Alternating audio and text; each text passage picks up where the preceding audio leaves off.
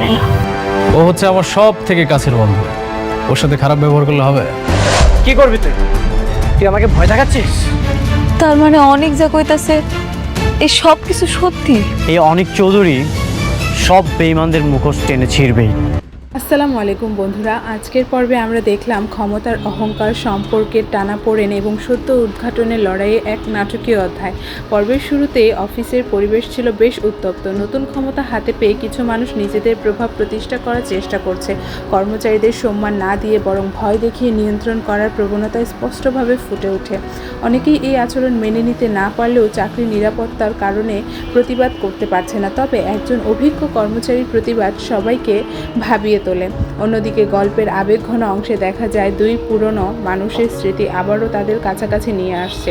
অতীতের সুখ দুঃখের স্মৃতিগুলো যেন তাদের হৃদয়ের গভীরে লুকিয়ে থাকা অনুভূতিগুলোকে নতুন করে জাগিয়ে তোলে। কিন্তু বাস্তবতা তাদের সামনে এক কঠিন প্রশ্ন ছুড়ে দেয়, অতীত কি সত্যিই ফিরে আসে?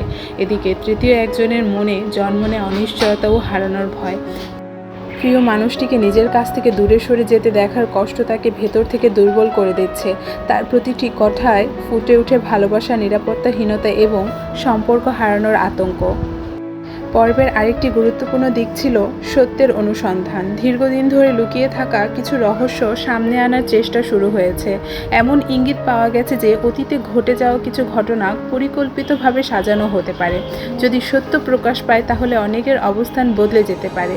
পরদিন পরিস্থিতি আরও জটিল হয়ে ওঠে। সম্পর্কের দাবি, অধিকার এবং আবেগ নিয়ে মুখোমুখি অবস্থান তৈরি হয়। প্রত্যেকেই নিজের অবস্থানকে সঠিক বলে মনে করছে, কিন্তু বাস্তবে এই সংঘাত সবার জীবনকে আরও কঠিন করে তুলছে। সব কিছু মিলিয়ে আজকের পর্বে দর্শকরা একদিকে যেমন আবেগঘন মুহূর্ত উপভোগ করছেন, অন্যদিকে সামনে আসতে থাকা বড় পরিবর্তনের আভাসও পেয়েছেন।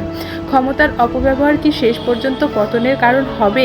লুকিয়ে থাকা সত্য কি প্রকাশ পাবে? আর এই জটিল সম্পর্কগুলোর ভবিষ্যৎ কোন দিকে এগোবে? এসব প্রশ্নের উত্তর জানতে আমাদের অপেক্ষা করতে হবে আগামী পর্ব পর্যন্ত। ভিডিওটি ভালো লাগলে অবশ্যই লাইক, কমেন্ট ও সাবস্ক্রাইব করবেন। আপনার মতামত কমেন্টে জানাতে ভুলবেন না। অনেক বেশি ধন্যবাদ আমাদের পাশে থাকার জন্য।